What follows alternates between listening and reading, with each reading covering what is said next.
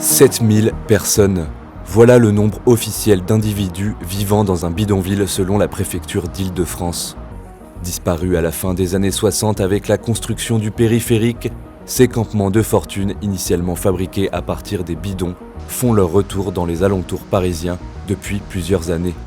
En tout, entre camps de Rome, clandestins, drogués ou simples SDF, il serait 30 000 personnes à vivre dans des conditions d'un autre âge sur le territoire français.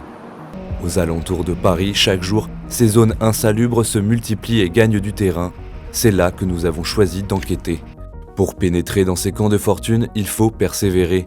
Les chefs de communauté réclament de l'argent pour un laissez-passer, une méthode peu déontologique que certains médias subventionnés ne réchignent pas à employer. Écoutez-moi, vous faites pas de photos ici. J'ai compris ça. C'est bon, D'accord. c'est bon, vous pouvez sortir, c'est bon. Ok.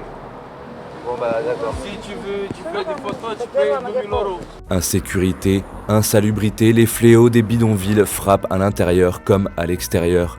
Les riverains en profitent aussi largement, une situation complexe à laquelle doivent faire face les collectivités locales. Je crois qu'on vit la pire des situations pour ces personnes qui sont en état de fragilité, c'est la détresse humaine, que ce soit des sans domicile fixe, des migrants, des personnes qui dépendent de la drogue. La société doit s'occuper d'eux, doit les prendre en charge pour les sortir de la rue, parce que les sortir de la rue, c'est régler aussi les problèmes qui se posent aux riverains qui subissent en première ligne un certain nombre de désagréments et de nuisances parfois fortes, et c'est aussi travailler sur le long terme. Donc sortir ces personnes de la rue, c'est selon leur profil.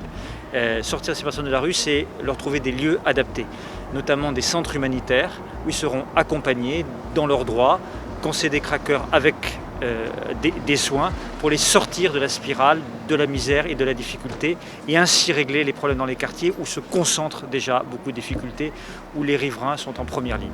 Comme un véritable cercle vicieux, ces bidonvilles sont régulièrement évacués, les baraquements détruits et les habitants, eux, sont laissés dans la nature, sans solution d'hébergement. De nouveaux bidonvilles émergent alors un peu plus loin. En réalité, ces opérations de démantèlement sont davantage propices aux coups de com'. Il faut trouver des solutions structurantes. Et une des premières solutions, ça doit être de trouver des hébergements dans des centres humanitaires pour sortir ces personnes dans la difficulté, dans la misère, de la rue, et ainsi redonner l'espace public aux riverains et aux habitants afin de régler les problèmes, sans opposer les uns aux autres, mais en trouvant des solutions concrètes. Et ça demande du courage, et ça demande un travail d'intérêt général entre l'État, les collectivités locales, quelle que soit leur sensibilité, les associations. Des centres d'hébergement qui voient rarement le jour et aucun travail en amont pour endiguer le problème à la source. En effet, l'immigration clandestine accélère nettement ce phénomène des bidonvilles dans la capitale.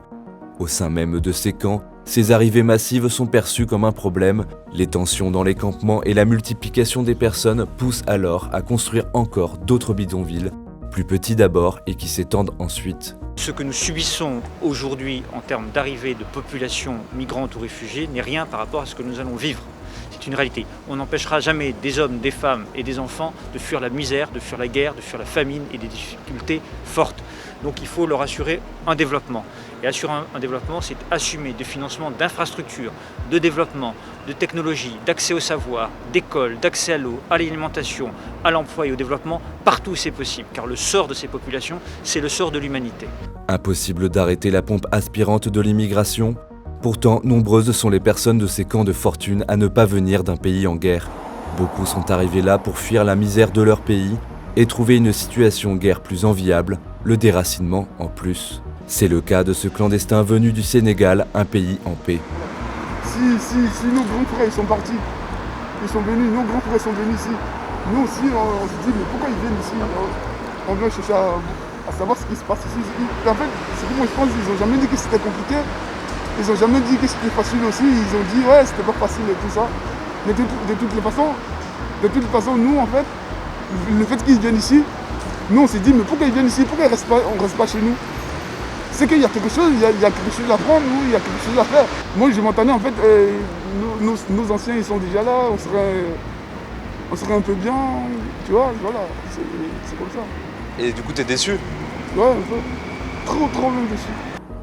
À bord des voies rapides, des lignes de métro, quais de Seine, ces bidonvilles sont désormais installés partout et aucune volonté politique ne semble vouloir s'emparer du problème. Un problème qui a toutes les chances de perdurer jusqu'à 2024, où ces campements disparaîtront quelques semaines, le temps des Jeux Olympiques.